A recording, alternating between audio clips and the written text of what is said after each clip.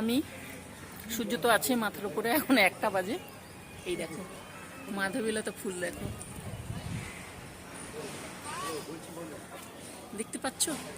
আমি গাছের গোড়ায়, কিন্তু দেখতে পাচ্ছ? এই দেখো, রোদ তো প্রচন্ড রোদ, ওই জন্য গাছের নিচে চলে এসেছি। আর গাছে এত সুন্দর ফুল হয়ে আছে না, এই দেখো।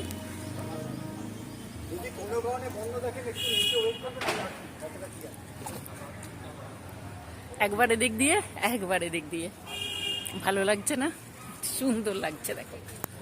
আবারও দেখালাম, এই দেখো, এই দেখো ফুলগুলো।